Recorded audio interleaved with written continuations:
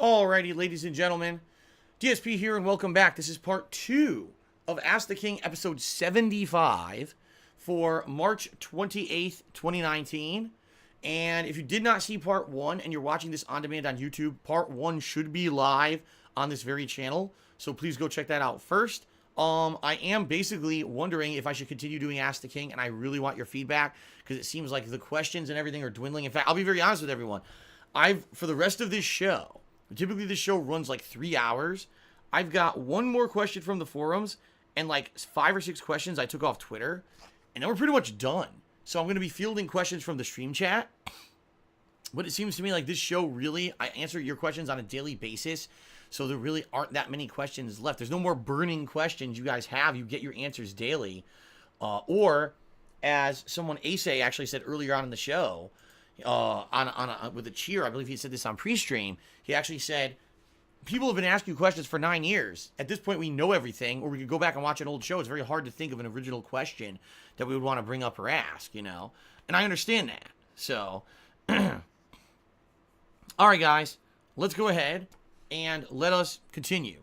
So, from Melancholy Panda, they ask, would you ever consider playing things other than video games for an IRL stream? I think your style would work really well with the interactive story element of D&D or Pathfinder, but any tabletop games would be really fun to see. Something like Tabletop Simulator with fans could work really well. Actually, I think you're right, in reality. Board games are pretty fun to play, especially if you're playing with various people and you have tricky strategies and stuff. I think like me playing a board game like the Game of Life or Monopoly or a game that I played back when I was a kid could actually be pretty entertaining. Especially if you have like 4 people playing and everyone's talking or whatever. The thing is, like, how is that possible? I've never even seen an opportunity. Like, I love the game of Monopoly. Is there even a video game version of it with multiplayer? You see what I mean? Like, it doesn't really exist. Now, I know you're saying, we'll play the real tabletop thing. Well, where am I going to go to find people to play a tabletop version of these games with me here in Washington State? You know what I mean? Like, that probably wouldn't happen. Now, you're saying tabletop games like D&D and stuff, yeah, absolutely, but I don't know those games. I've never played them. I don't know anything about them. In reality, the only game that would really be considered a tabletop game that I played at length was Risk, and in the 2000s, I had a few buddies who would go over to their house, and I would play Risk with them overnight for like hours and hours and hours on end. And it was fun as shit, but that was a bygone era, you know? Like, I don't think it's realistic for me to be doing doing anything like that. If there was a video game version where I could do online co-op with people like, you know, Brian and Kekin and some of my moderators, and people come in and we play board games and stuff like that together online, that would be amazing. But really, you don't see that kind of stuff, you know? Like, I'll be honest, when I first started getting into mobile gaming on my phone, the first games I wanted was like Monopoly and stuff. And they're terrible. There's versions of it on here. They're garbage. They're broken. They don't work right. There's no online multiplayer component. So it blows my mind that, like, this doesn't exist. Like, this would probably be popular, but I don't know. Maybe they think there's no market for it. I have no idea. For me, I would love that stuff, okay? Gamergenics has resubscribed for 20 months. Thank you, Gamergenics, for the resub. Cody Carl's cheers says, if Ask the King goes away, does that mean the King Hate Vlogs is dead? I think it's your last running vlog show going. It's the only thing I put on the channel. You know, at one point, the King of Hate Vlogs was a very thriving and prominent place. Why? Because all of my content outside of that was gameplay. You would go to DSP Gaming to see all my gameplay videos, but you wouldn't ever in those videos hear me talking about off topics that weren't involved with the gameplay. It was all hyper-focused on the gameplay. So we go to my vlogging channel to, number 1, hear my gaming schedule, right? Number 2, to hear me talk about off topics that had nothing to do with video games, right? Number 3, to see ongoing series that had nothing to do with games, like DSP Tries It and stuff like that. Over the years, that's kind of just, it's gone by the wayside. Why? YouTube. 1,000% because of YouTube. Because if those things were profitable, and if I didn't have to switch primarily to be a full-time streamer on Twitch to pay the bills, I would still have time to do them, I would still be making money doing them, and I would care about them. But the bottom line is this. YouTube ruined their business single-handedly through automation, destroyed everything on YouTube. Ad revenue is abysmal. When I do those shows, I can't make any money. This show right now, Ask the King, I make nothing. I make like $1 on it. I'm not even kidding. I'll probably make $1 putting one of these videos up on the King of Hate Vlogs at this point. It's not done for money. It's done because people still want to see it. But you're right. Like, all the things that used to happen on the King of Hate Vlogs were from a bygone era when those got release day unboxing. There's no other things to unbox anymore. GSP tries it. I stopped eating fast food, and it's not profitable anymore. I actually spend more money on the food than what I make on the video. The weekend preview, there's no point to doing anymore because every day I put out a schedule on Twitter, and I do a pre-stream where I explain my schedule. So it's just a third schedule. There's no reason to do it, and a lot of the times it ends up being outdated anyway. Do you see what I mean? You're right. Ask the King is pretty much the only thing left that I upload to the channel. And you're right. If this show ends, that's it. It'll just be an archive channel or a backup channel. If God forbid anything ever goes wrong with DSP Gaming or whatever, I still have somewhere I can upload and let people know what the hell's going on. So that's the reality of it, folks. That's what's going on. And, you know, just being very honest, you know, I don't foresee it changing. I don't see at this point. At one point, I was hoping YouTube would like see the light and fix their business. It's done. It's buried itself so far up its own ass that only the top guys can ever get popular ever again. You have to act like a child and do videos for children to be popular on YouTube, and that's not me. And I'm sorry, you know, it sucks that, yes, this might be the end of vlogging for me on YouTube, but at the same time, you could still get that interactivity with me whenever you want on a daily stream, or watch the pre-stream to hear it. Or, like I said, during interactive streams, like when I'm playing Black Ops 4 Blackout, or when I'm playing Minecraft or whatever, there's ample opportunity for that kind of interaction. That's why I have the variety of streams that I do. That's why you notice I don't just do action-intensive games like From Software games or fighting games. I mix that with other chill stuff so we can still have that interactivity daily. Okay? Straight Cash Homie did a 1,000-bit cheer. Thank you, Straight Cash Homie. You're the top cheerer of the day. And he says, Cat's been very good for you. If you're in a good place, if you want to wind down with Ask the King, could you do more retrospective streams or more co-op playthroughs with Brian and Kekin? Maybe a retro co-op possible. Yeah, I mean, true. If I were to end Ask the King, then yeah, maybe I would do every other month. I do a retrospective stream where we just have a chill stream day where we talk and we go back and we reminisce about the old times and stuff like that. Yeah, I could definitely see that. Absolutely, I could definitely see that happening and being something fun and popular. True. Yes. Yeah, definitely thumbs up. In fact, I just did 2 retrospective streams back to back, month to month. I'm definitely taking April off from it. Maybe we'll bring one back in May. I guess we'll see. Okay, so let's go ahead and get Straight Cash Homie up as the top cheerer of the day. Thank you, Straight Cash Homie.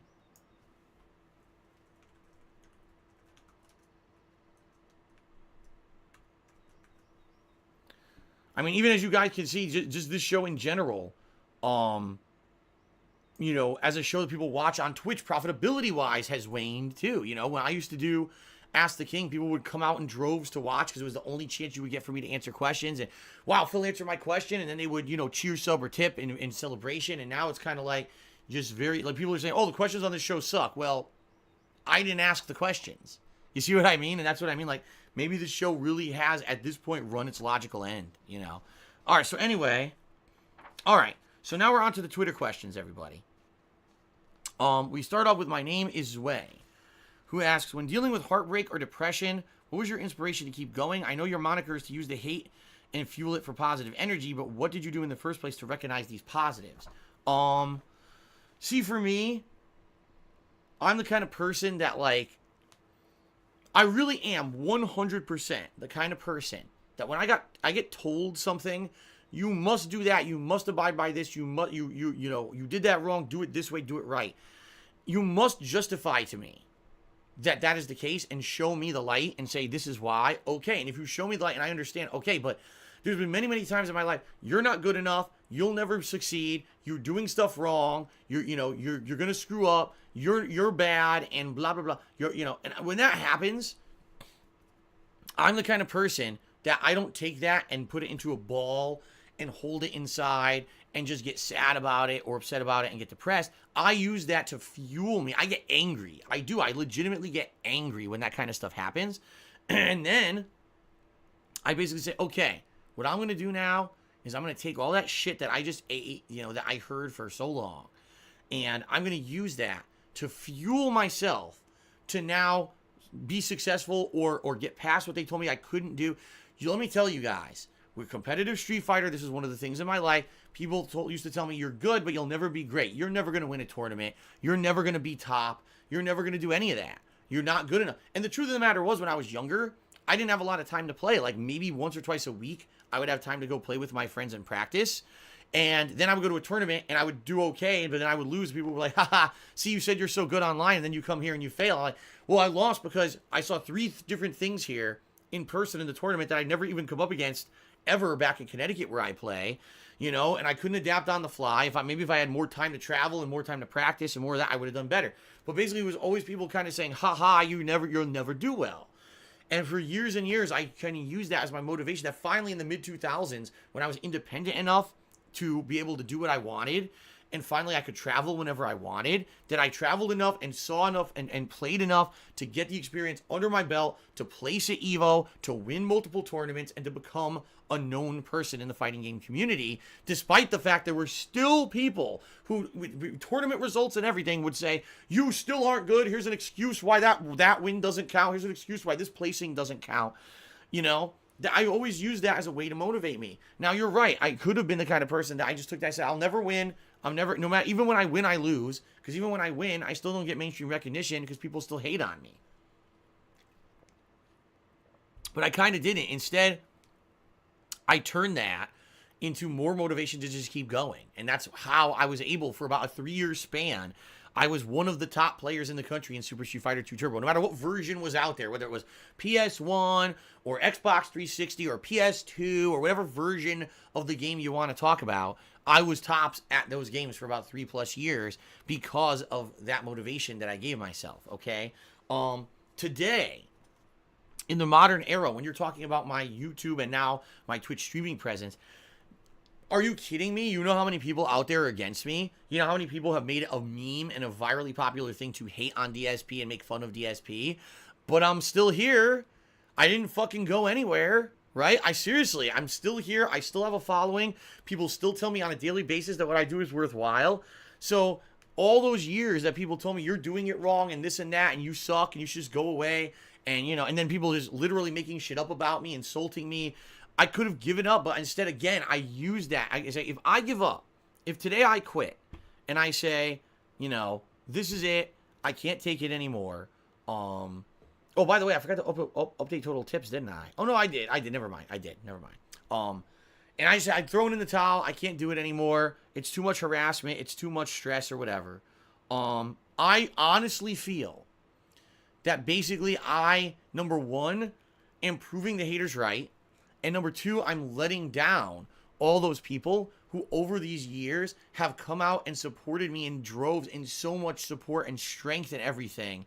You know what I mean? Like, I use the positives that I have as motivation from all the negative assholes who say I can't succeed to still be here. Because I would never want to say, well, if you guys finally got me off the internet, you got me to quit, you fucked with me so hard that I'm out of here. I can't take it anymore. I don't ever want to get to that point. I want it to be that the day when I decide I don't want to do gameplay streaming and stuff like this anymore, it's my active decision for various intelligent reasons.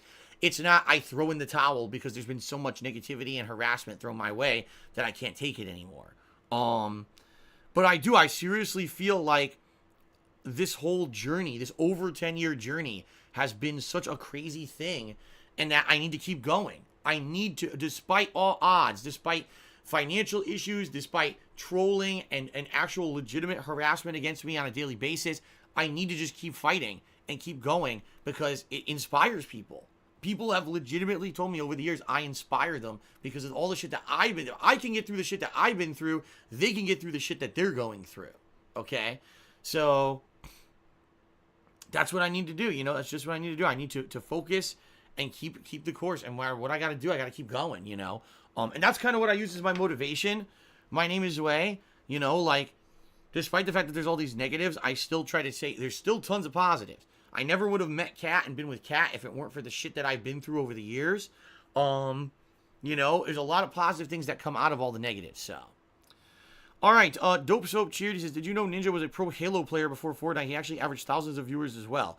I knew that he had a following before Fortnite, absolutely, but I knew that he never really broke out. He never became the popular guy. He was just known as one of those guys that does that kind of stuff. And then when Fortnite came out, boom, he exploded. So, Forearm Jelker, 14, I don't even know what the hell that means. Timmy Dollars says, will you stream Cooking with the King? Well, why don't I stream Cooking with the King? I've already explained a million times I don't do Cooking with the King, so no. Okay, let's continue.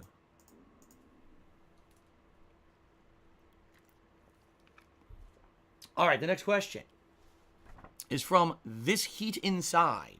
They ask, what would it take for you to try and complete a professional... Let's try that again. What would it take for you to try and compete at a professional level again? Obviously, he's talking about Street Fighter. Quite frankly, it would take two factors. Number one, a game that I actually like. And I'm serious, like Street Fighter 5, if it was a game that I absolutely loved and I felt was a competitive game up to snuff with games that I played in the past and I wanted to keep playing it at a competitive level, I might have sought to do it. But the recent Street Fighter games that have come out just aren't good enough for me to dedicate the amount of time and dedication and money and everything that it would take for me to get to a pro level. I'm just being honest here. I don't like them that much. Street Fighter 4 was a great game, but still, it just didn't have that meh that would push me toward, you know, keep working hard. If there was a game that played like Super Turbo or had those elements and I liked it and it was a good competitive game that everyone was hyped for and everything, I would probably go crazy playing it. But I haven't seen that game yet. I haven't. Like, don't get me wrong, I'm still a big fan of fighting games, but I haven't got that. Not a one single release since I've done this on YouTube have given me that competitive bug to try to play it at a high level again. Okay? The only two games really, the Marvel vs. Capcom series, Marvel vs. Capcom 1 and 2, not 3. I thought 3 was a broken mess. 1 and 2 and Super Turbo are the games that really give me that itch and that bug to want to play at a competitive level again. Okay? Now, the other factor is, it would have to be something that's actually realistic. And what I mean by that is to be at a pro level at a fighting game, you have to play the shit out of it. Now, Phil plays it once a week or twice a week, and now he's expected to be at a pro level. I'd be playing that shit, like, every day. Like, it would be my daytime streams at one game, and my night stream every night is Street Fighter. You see what I mean? It would have to be that way. And I know that would turn off a huge portion of my audience. I would have to find a way to inspire a viewer base to come in and watch me play fighting games nonstop ad nauseum to get good enough at them, because that's how you do it. That's literally what you have to sacrifice in order to get good. And I would be throwing away a lot. You know, over these 10 years, I've been a content creator. Over 2 years, I've been a full-time streamer. I've changed up everything to be variety, Mr. Variety. I don't just play one kind of game. I play one kind of game on my first stream, totally different game on my second stream. So that way, I'm never only being a one-trick pony or doing one thing. If I was going to be a pro fighting game player, I very much would have to kind of become a one-trick pony again. Okay? And I don't really want to do that. I've been there and done that for most of my life when I was a teenager, all the way through when I was like, 10 years ago. I was all Street Fighter, Street Fighter, Street Fighter, Street Fighter. And now that I've re-immersed myself in gaming culture, I like that better. I like the mainstream gaming culture, the variety of games and things. I enjoy that more than when I was just in the hardcore tunnel vision of competitive Street Fighter. So you're talking a unique combination of factors. A game that I like so much that I actually love it and want to play it at a high level, plus balancing that in with the fact that I also would want to sacrifice all this stuff that I've built for 10 years in order to do it. Realistically, would it actually happen? I don't know, man. Dope Soap Cheered. He says, you said he wouldn't exist if not for Fortnite. I know you don't like... All right, Dope Soap, stop. I'm just going to stop you. Stop you right here. You don't know what the hell you're talking about. I didn't say he wouldn't exist at all without Fortnite. I said he was a guy who streamed and was struggling trying to make it, and then because of Fortnite, that's why he blew up. And that's 1,000,000% true. Go ahead and try to spin it however you want to be a negative jerk. That's not what I fucking said. All right. Joe Blows Flamoni. tipped me $1 and says I should redo Smart Guys with Derek. No, I'm not going to do that.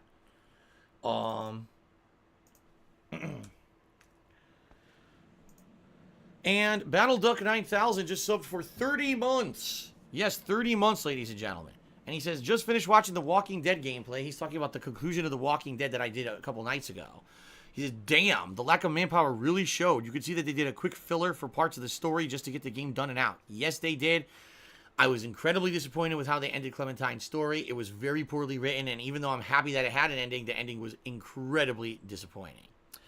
All right, continuing on. The Real Morrow asks, how do you think the backlash from Fallout 76 will affect future Bethesda releases? I would guess that's the end of the cash grabs from Bethesda, and I mean it. Like, that was a real attempt by Bethesda to do 100% El Cheapo cash grab, okay? They knew they did not put significant time and effort into that game. The game was not only just using assets from Fallout 4 to make a game that wasn't even really a game, but also they knew that game was buggy as shit at launch. They even said, this game is buggy as shit. Please work with us to make it better. Like, well, why am I going to buy it? You just admitted your game is basically unfinished and buggy, and you expect me to buy it? It was 100% a cash grab. And I think what's going to happen now is after that humongous failure, the negative press they got and everything, Bethesda will go back to the drawing board and says, all right, we tried it.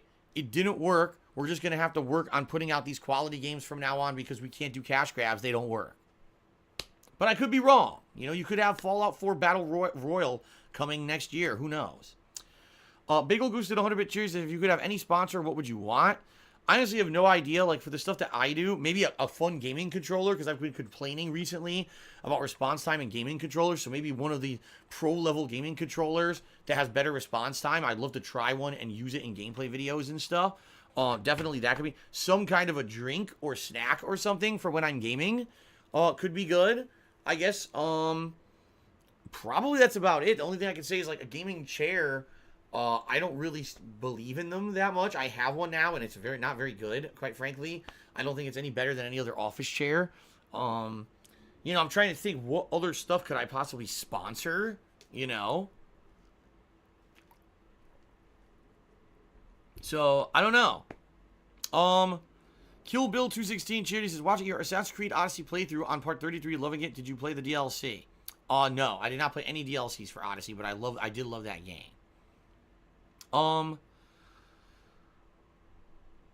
Magic Player tipped me $1 and says, two-part question. What did you think of Donkey Kong? How often do you think of Donkey Kong? Oh, all the time, constantly. No. I thought Donkey Kong Country 1 and 2 were great games. Very challenging, very grueling, and very much old school. Thank God you could do save states, but I did enjoy them. Okay, and yes, I may be playing Donkey Kong Country 3 in the near future.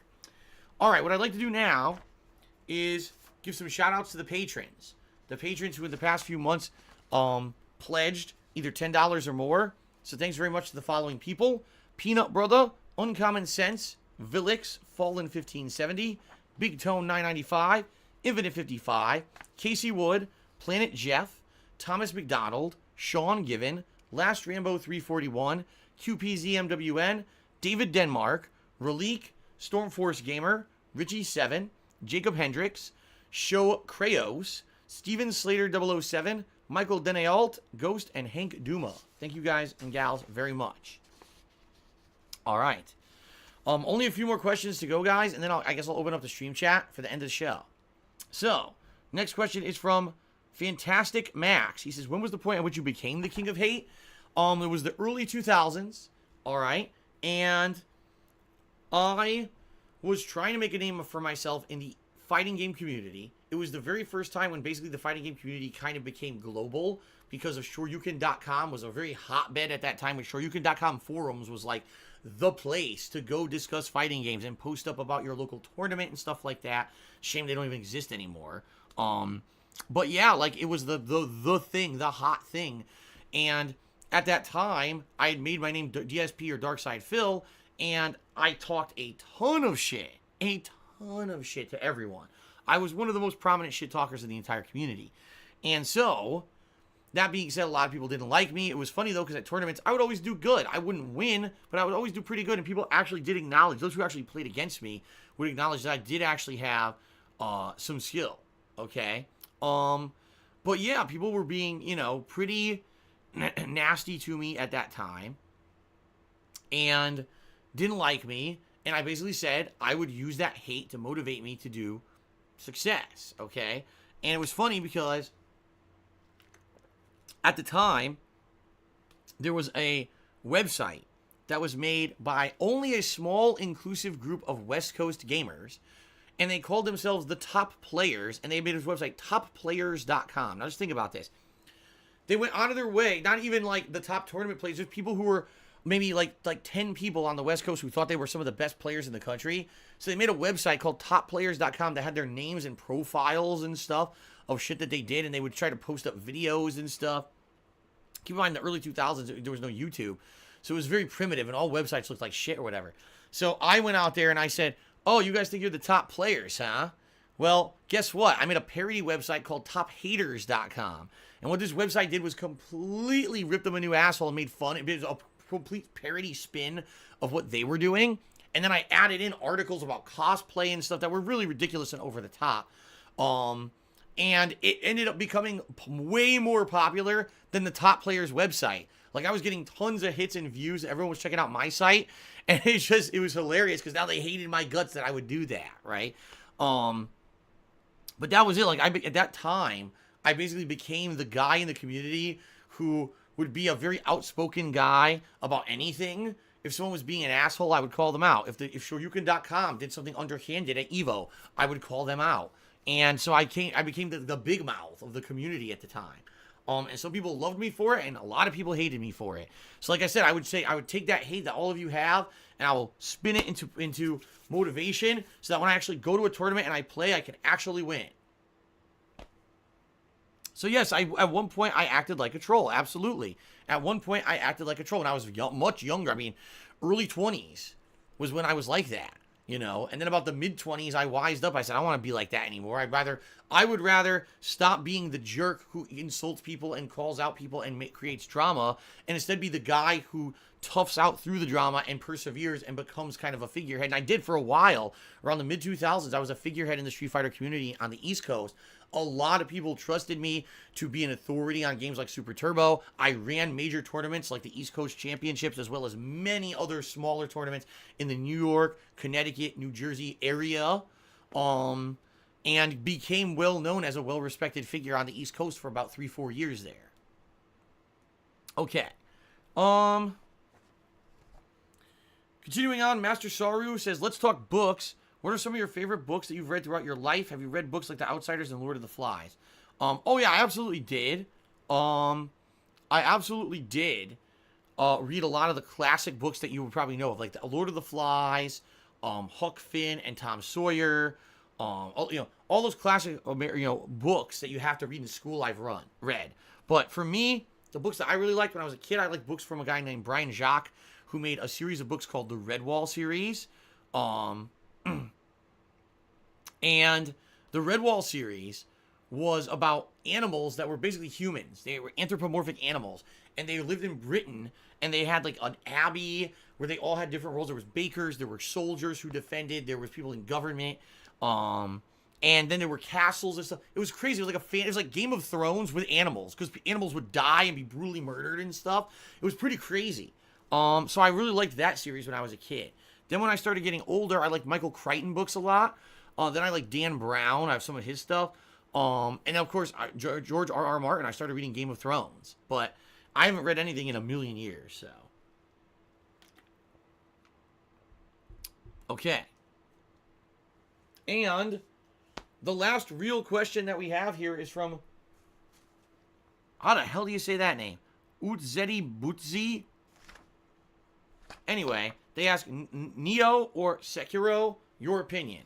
For me, I like the combat engine of Neo way more than Sekiro. Here's why. Neo is based on standard combat from a game. Your goal is to hit the enemy enough till they die. Okay? That's the goal in Neo. Now, some of the enemies are incredibly difficult. Some enemies are very hard to hit. You have to parry them, or counterattack, or dodge first and then hit. There's various weapon styles in Neo that you can try. I preferred the spear, but apparently there's like 5-6 various really good weapon styles that you can use during the game and different ways to play the game. Sekiro really isn't even a combat game. It's parry everything. Like, literally see the attacks the enemies have and parry everything. So some enemies that I've now fighting, these bosses in particular, you cannot legitimately hit them. They block everything. You just need to parry every move they do, then force them to block a little bit, then parry every move they do again until finally the death blow appears. Boink. You know, that's, to me, that's weird. That's not even, like, that's not traditional combat for video games. You know, like, to me, that's just fucking weird. I don't know. Neo, I think, is a much more, even though a lot of people say Neo is so difficult, I didn't even think it was that difficult. And I thought that it was more along the lines of Bloodborne and Dark Souls. And I liked the game a hell of a lot. I did. Also, I hate to say it, Neo is way more responsive than Sekiro. Neo, when someone's coming at you, you do parry, it works. It immediately comes out. When you press the button, your move comes out. In Sekiro, there's still delay, that From Software startup, when you press the button and when something actually happens. So it's actually hard when you're doing a boss fight for the first time to learn the timing to parry because your parries are all staggered anyway. So it's very annoying in that regard. I'm not saying Sekiro is a bad game at all. The more I'm playing it, it's growing on me and I'm learning the combat engine. I'm just saying I like traditional combat engines way more than the one in Sekiro. Okay? Let's see here. Super Dragon tipped $1. He says, if you need donations, what you could do is have people suggest games to play on your forums, then have the donation incentives where the winners force you to play the games, since everyone wants to see you play different games. I'm not even exactly sure what you mean. I would never do pay to play, meaning, oh, if someone pays a certain amount of money, people will play that game. However, I have done things like patron pledge drives and sub drives where if we hit a certain goal, now we do an event and people can now nominate and do things for said event. You see what I mean? So I really don't know what you mean, but thanks for the $1 tip. Forearm Jelker tipped another $1. Says, why did you money match mix up and why was it so free? Yeah, that was one of the times in my life that I really felt I was much better than I guess I was, and I got destroyed. And absolutely, utterly destroyed and lost all my money. Nothing else to say about that. That's exactly what happened. I was a big mouth. I challenged people, and I failed miserably and lost a ton of money. Pretty much like an idiot. Okay. BattleDuck 9000 tipped me $2. Says, you made a website by today's standards that immediately grants you the perk to boast yourself as a web developer. Yeah, and I actually made websites various times over the years. It wasn't just topplayers.com. I had actually made a few more as well, but nothing too notable or anything like that. So, all right, ladies and gentlemen, that's it. Like, we're done with questions. So what I would say is right now what I'm going to do is open up the stream. Obviously, people who choose Sober Tip will get priority, but people can just ask general questions in the stream chat, and I will answer them, and that's going to basically, I'll do it, you know, for a while until it dies out. And that's it for Ask the King, and that's why I posed the question earlier in the show. Should I even do Ask the King anymore? Because I don't even have enough to fill a 2-hour show anymore. You know, I didn't get enough questions to really work through it and do anything interesting. So, okay.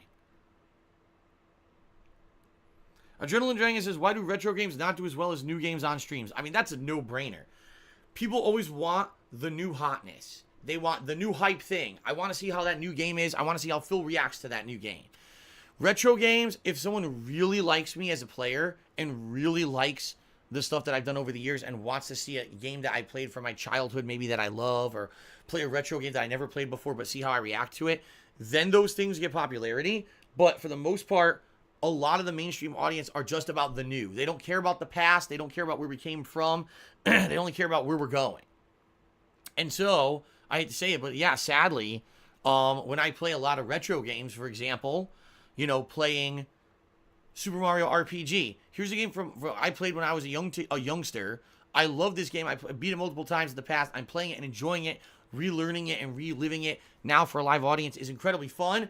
And we can't even get 300 viewers to the stream, and the streams are pretty much dead. You see what I mean? That's how it is. That's always how it's been. When I used to do the same thing on YouTube, I'd do a retro game on YouTube. Same thing. It just seems like the viewers on the internet are fickle. They want the new hotness. And that's why I try to balance the new hotness stuff with, you know, older stuff So that way, at the very least, I can still play the stuff that I enjoy from the past and not have to worry about, oh my God, now no one's going to attend my stream at all. You know what I mean? Okay, Frogs Playing Golf tipped me, or excuse me, cheered. Said, does Kat think you say any words weird, or is it just the stream chat? I don't think so. She's never said a word to me about me sounding weird to her. I guess that would be a question I have to ask her, but she never brought it up. That Anonymous cheered. He said, what hope is there for Dean Ambrose if he does leave WWE coming up here after WrestleMania? I would say, I think that he has a good chance to go and do whatever he wants. First of all, he's probably made a ton of money, he's been one of the top guys in the company for years now. Plus, his wife is a commentator. So between the two of them, they've probably amassed quite a sum of money. He might just take years off and do nothing, right? He might pull a CM Punk and never wrestle again. Or maybe he will go to a AEW or do some indie stuff if he so chooses. I really don't care. I wish the guy good luck. I really do. Miguelo just says, they just announced Borderlands 3. I am aware of that. And he says, am I interested in playing it? Yes, I am. If and when we get concrete information on when it's released, I would consider it and doing co-op with it. Okay? Let's see here. Dope Soap Cheer says, do you think you'll ever have enough time to do more social things like making friends and attending events? I have no idea. Right now, I can tell you I don't have time for it at all. I am here every day that I'm not off and spending a day with Kat. I'm here working, streaming. I have to do that. I have to bust my ass that much to pay the bills. So if things ever turn around, either if I get my debt down or if somehow I start making more money, yeah, I'd have more flexibility. I'll be honest. The days back when I could go to conventions and meet with the fans and stuff were awesome. But I was making money hand over fist back then, and I could afford to take a big chunk of days off to go to a convention or whatever. I can't do that anymore. So that's reality, okay?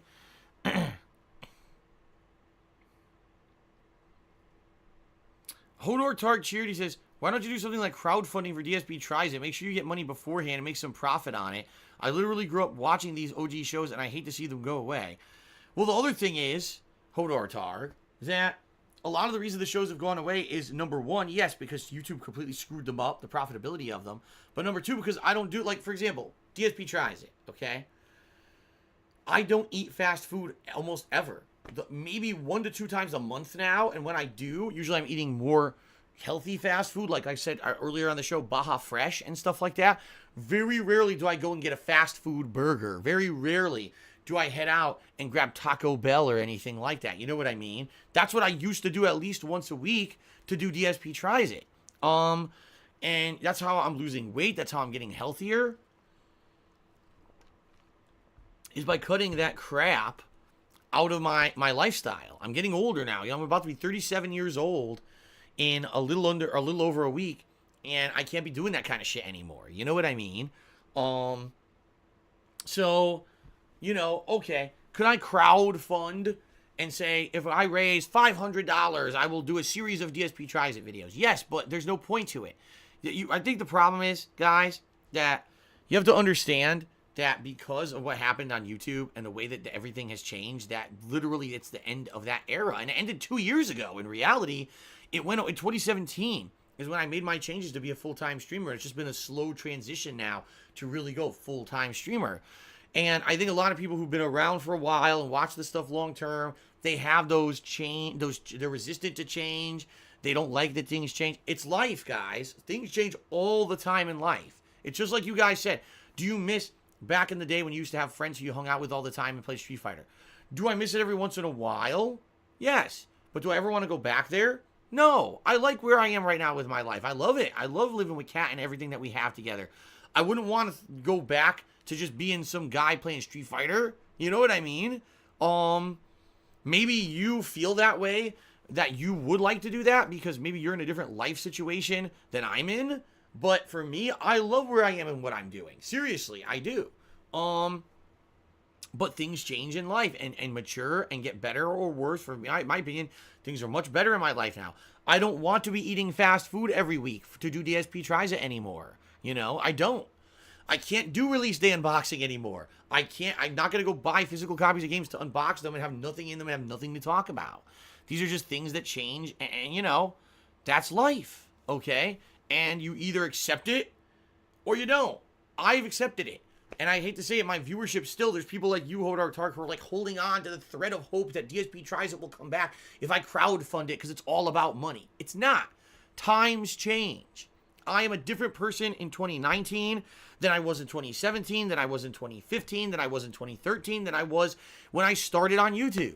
I'm changing constantly, and this is a positive change for me, in my opinion. Okay? Okay. Someone named Hisoka tipped me $6.73 to become the top tipper for today. Thank you very much. I'm not going to factor in the change in the total tips for the day, but let me get you up here.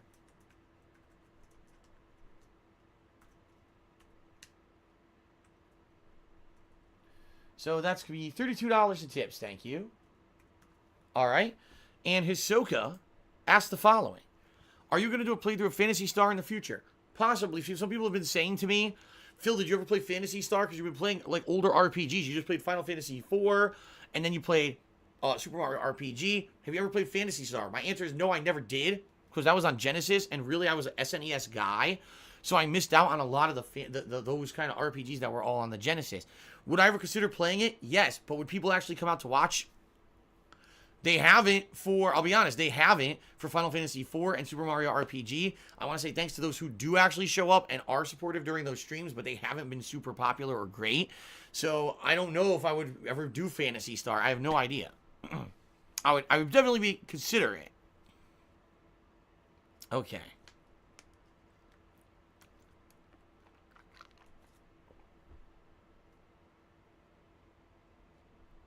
All right. Anyone else have any questions before we adjourn today? I'm opening up to the stream chat now because it seems like the cheering, subbing, and tipping have died down here. Fluttershy says Phantasy Star 4 is the best one overall. Gary Shiggles just cheered. He says, what do you think of making a patron tier for co-op buddies where one stream a week you play co-op games with your patrons? I think that's a more attractive offer than what you have available now. It's a way to play co-op games with no worries to trolls. Yeah, but the problem is this. What games do we play? Like right now, realistically, what games would I play with patrons?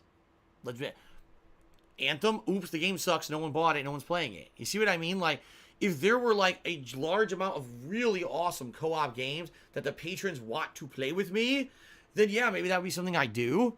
What co-op games are there that I'm even interested in? You see what I mean? And the other thing you got to factor in is I'm a full-time streamer. So I need to make sure that when I am streaming, it's entertaining to the viewers. There's no guarantee doing a patron co-op stream that anyone's going to care. I used to do that kind of stuff, and quite frankly, people would tell me, it's boring. Do something else. You know, I understand that maybe it would make me okay, let's say I did it, and I got 4 people a month to pledge $10 a month to freaking do it, but that's a whole stream now, right? That's a whole freaking stream away from everything else that I'm doing. So what you have to understand is your suggestions, there's always multiple factors to consider. I think I need, instead of focusing on, can I make a few more patron dollars, focus on how can I make the streams better overall and bring more people to the streams and have people be more supportive during the streams so that I don't have to worry about the patron dollars anymore. See what I mean? Vote Democrat Charity says, do your parents want you to have kids? At one point they did. At this point, I don't think they care anymore. Just being honest, so. That Anonymous Charity says, what will be your next facial hair iteration? A plain standalone stash? I have no clue. I've had this for almost 10 years now, and I've quite enjoyed it. I have no idea how I'll variate next, if I will. Magic Player tipped me another $1. Says, please do what you do. Please, Phil, what do you think of Donkey Kong's fur sleeves?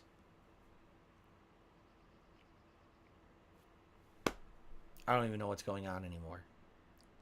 But that's a $1 tip, so I don't know what's happening. Shout out to K3W2N who subscribed for 4 months and asked, has I ever skateboarded? No, never. Never skateboarded once. Never owned a skateboard. DJ Runo cheered. He said, at the start, I mentioned a combo of chill streams and Ask the King. Do you do many chill streams? You wouldn't have many forum-picked questions to answer. Then you can continue interacting with chat. So what you're saying, DJ Runo, is do a chill stream for the first hour. I do forum questions or whatever, then open it up to the chat. I get that, but at the same time, my streams really, I think, have to be about the stream viewers. That's who on earth would watch one of my streams and contribute if they knew the first hour was me going to be reading questions off the forums that have nothing to do with them. You know what I mean? I don't know.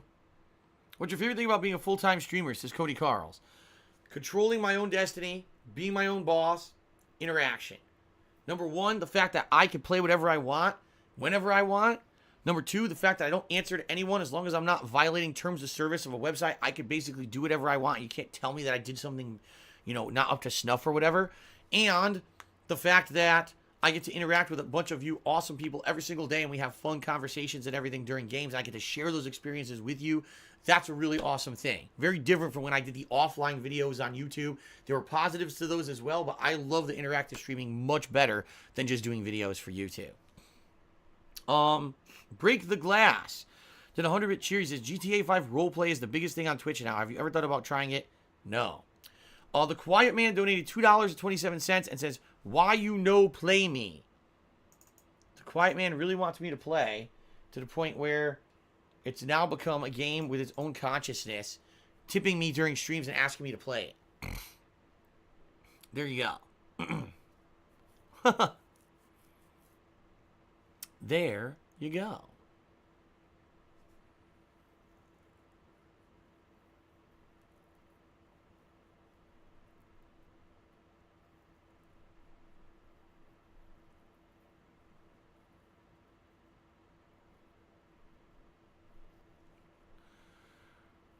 Eternal Hip-Hop says, quick question. Do you prefer the katana or the Roman gladius? I've never held either, so I couldn't answer that. Do I play any games off stream or in my own time?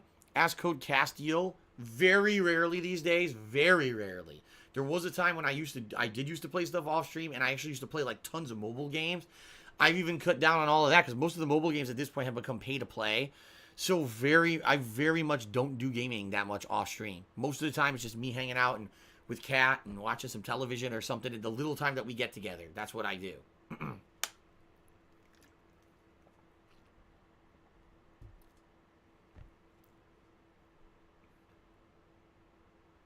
Oh my god, Magic Player tipped me another $1 and says, in the Donkey Kong promo art, he's got fur on his arms, but it looks like he's got sleeves. Kind of weird. I have no idea what you're talking about. None. Zero.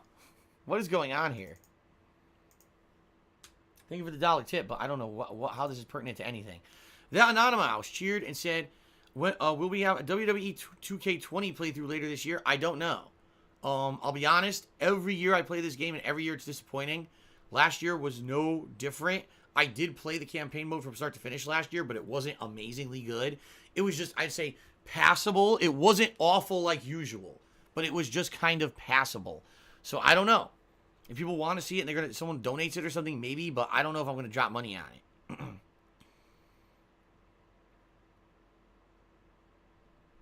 Coral Guy says, fun fact about me, I used to work at Mystic Aquarium. Are you going there on your way back to Connecticut? No, I'm just staying back in the areas, you know, near my parents. You know, where my parents live, which is southwestern Connecticut. Mystic is nowhere near there, so I would not be doing that.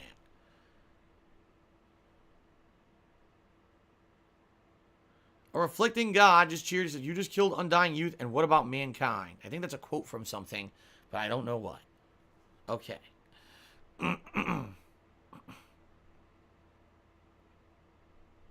And no, DJ Bruno, you cannot sleep on my couch.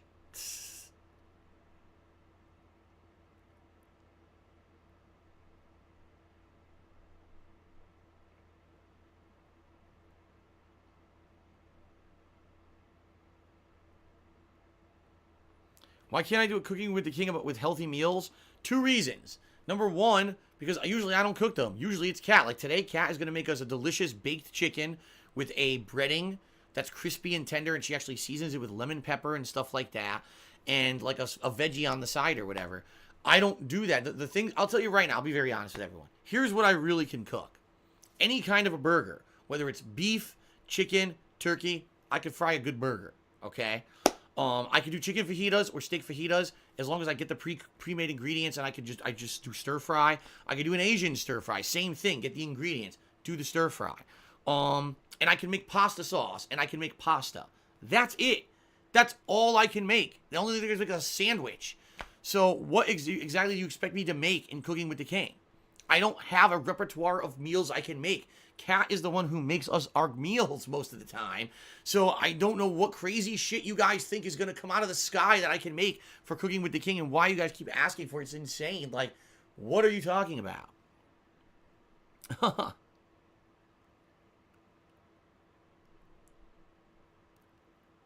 Vote Democrat. Charity says, I got a tuna sub and mozzarella sticks. I put the mozzarella sticks on the sandwich. What are your thoughts? I like tuna with American cheese. I used to get, when I was a kid, my mom, this is still her favorite to this day. You go to Subway and you get a 2-foot-long tuna sub on fresh white bread with the tuna, American cheese, lettuce, tomato, and pickles. And maybe a few, you want salt and pepper or whatever. So I used to get that all the time when I was a kid. So I'm used to like American cheese with tuna salad actually is good to me. I've never tried it with mozzarella. I would have no idea if that's any good.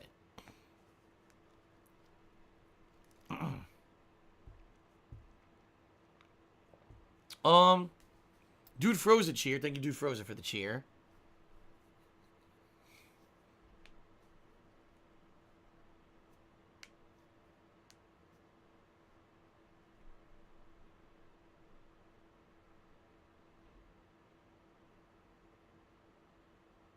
Would I ever bring back my beanie on the stream? Well, here's the problem with that.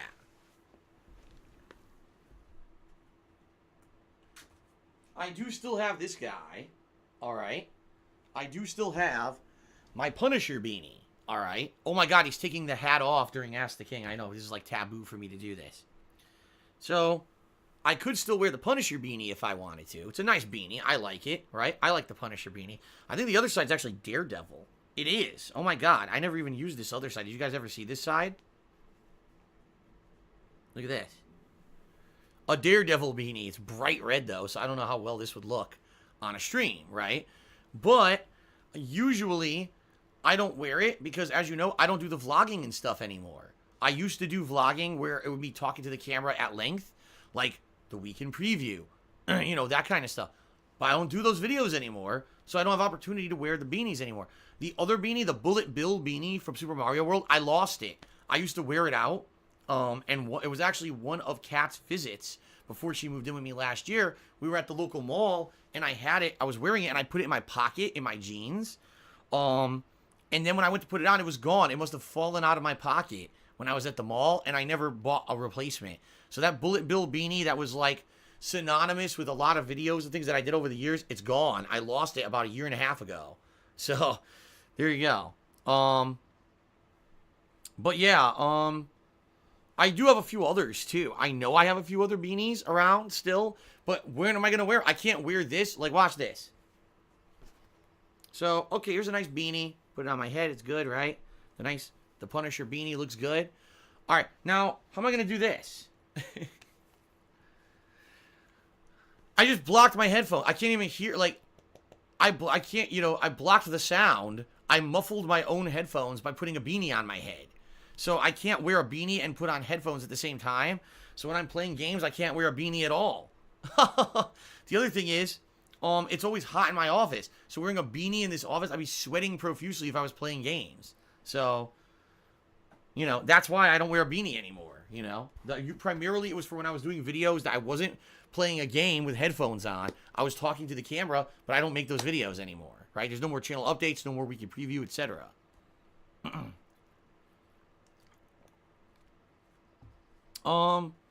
Play cool. Tip me $1.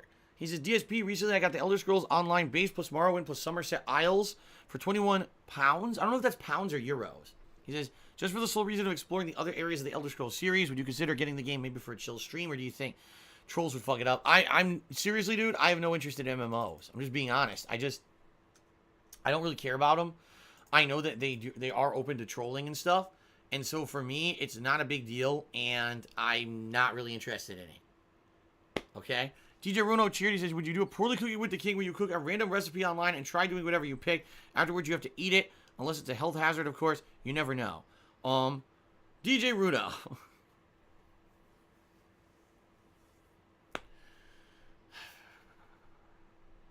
So, I gotta ask a question. I'm just gonna throw this out there, alright? I'm just gonna, for the sake of it. I stream from 10:15 a.m., so, you know, an hour after I wake up in the morning, until 4 p.m. Then I upload videos. Then I eat dinner, clean up after dinner. I'm right back to stream.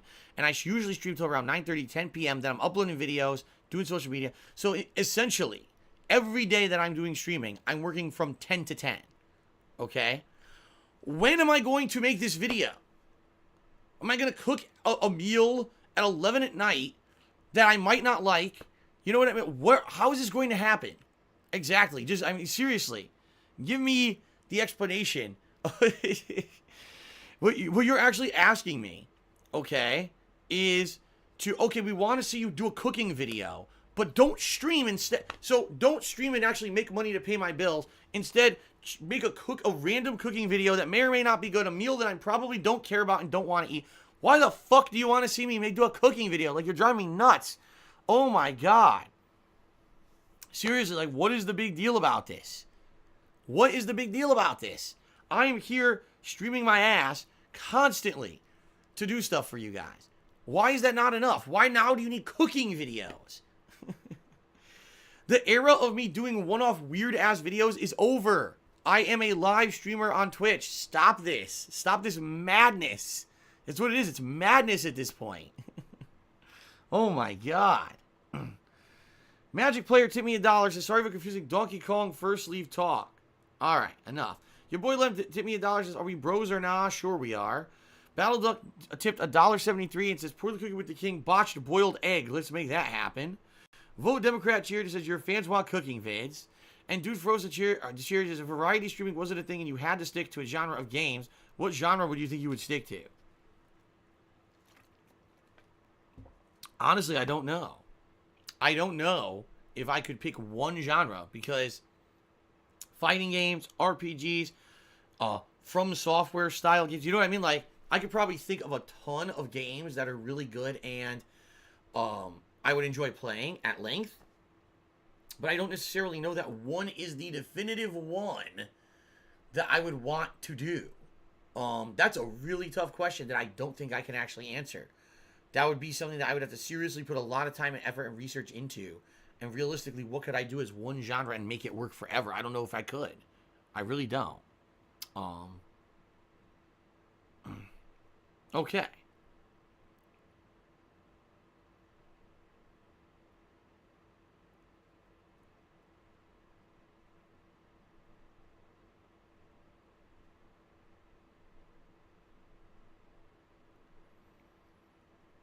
All right, anything else, guys? Because now we're at over 2 hours for the show. Quite frankly, I don't think there's much else to talk about. Unless you guys have a couple more questions, I'd be willing to listen and answer them, okay? What would be my dream job if I weren't a content creator? I would still want to own my own business of some sort. I don't know what it would be. I've dabbled with the idea of doing a restaurant or something, but I would definitely want to be some kind of a small business owner.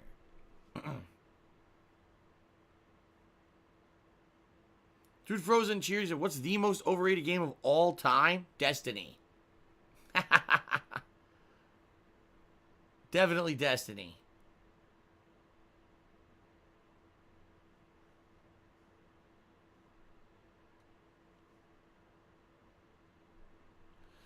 Yeah, guys, people are saying I thought you couldn't cook. I didn't say I was going to cook in the restaurant. I said I would own and operate the restaurant. I didn't say I would cook in the restaurant.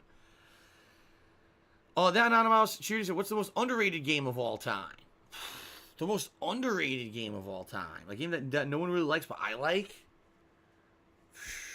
That's a tough question. That's a very tough question.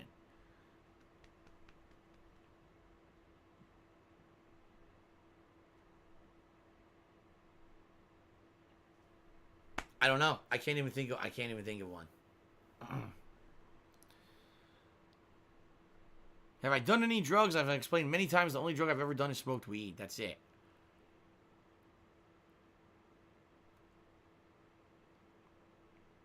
Bilbo, thank you for the $1 tip, but medical things are off limits, and I'm certainly not going to talk about them publicly on a stream. He's asking me about going to the doctors and shit. I'm not talking about that. It's none of anyone's fucking business. So, no.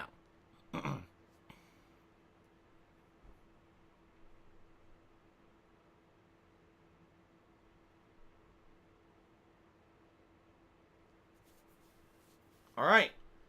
So unless any more last-minute things come through, this might be it for the stream.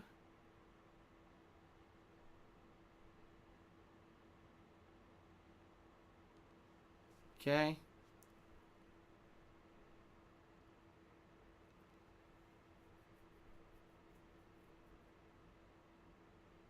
Psst. Now vote Democrat. Cheers his political stuff that I'm not going to say. Oh, my God.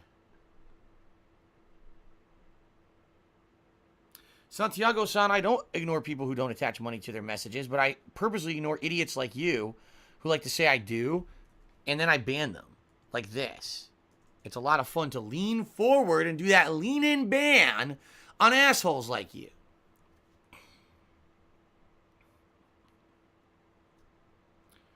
Frog's playing golf says I should do more streams like this. Then he goes on to talk about another streamer that I don't care about. The thing is, every day I do this. Every day I do a pre-stream.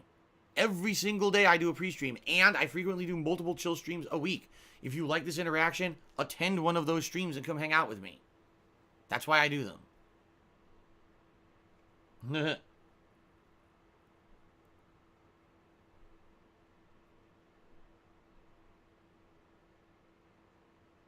Right. Every day is Ask the King. Literally every day is Ask the King now. It used to be you couldn't ask me anything during a playthrough because it was offline recording and I only talked about the game. Every day is Ask the King. That's the difference now. So, Battleduck 9000 to be $2. Hey, one last question. Can I ask a question? No. No, you can't. Thank you, Battleduck, for the tip. I appreciate that. I know he's just joking. All right, so ladies and gentlemen. Oh, we got one final cheer from Dude Frozen. He says, I know you're a fan of horror movies. What's your favorite horror movie of all time? Don't really have one. I like the slasher movies from the 80s, like Nightmare on Elm Street, Friday the 13th. I also like some of the more psychological horror movies, but also the Japanese horror movies, like The Ring, so I don't really have one. And Han Celebratory cheered. He says, Cowboy hat has a good look for you. Do you ever wear it out? No, I never wear this out of the house. Only for Ask the King. All right, guys, so. Oh, by the way, Mr. Papavera just cheered and says, I love the pre-streams, actually. I know a lot of people do. A lot of people like the pre-streams because it's that daily dose of what's going on with me, my schedule update, me talking with you. It's a good segment of every show. That's why I upload them to YouTube every day. Okay? So that is it, guys, for Ask the King, episode 75. The bottom line is, at this point, I realistically don't know if the show needs to exist anymore. I've already put up on my forums on thekingofhate.com a thread for the next show, which will take place on May 30th, 2019. Let's see what happens. If I get a bunch of good questions, if the show ends up being good and everything in 2 months, maybe I'll keep doing the show. But if not, maybe I'll think about stretching out the show, so maybe it only happens every 3 to 4 months, or maybe even canceling it altogether. Let's see what happens. But when every day is Ask the King, I can understand why there's not a lot going on this show. Okay? Play Cool just tipped me another $1 and says, I have a question for almost 9 years. In 2010, you played God of War 3. You seem to like it a lot. Never included your top 20 best games of 2010. Did you forget or you didn't like it that much? Obviously, if I didn't include it, I didn't like it as much as the other top 10 games. That simple. And Frog's playing golf cheered. He says, shout out to the Chopper Man. Whatever that means. Okay, guys. Thank you very much, everyone, for everything. I appreciate it. That's it for Ask the King episode 75. Whether you watched on stream or on YouTube, I appreciate your viewership, and I'll see you next time in May, and we'll see what happens, all right? Be sure to post up questions. The more the merrier, and the better the show becomes, because this was not enough questions for a show, and we'll go from there. All right, everyone, thank you. Have a good night, and I'll see you later.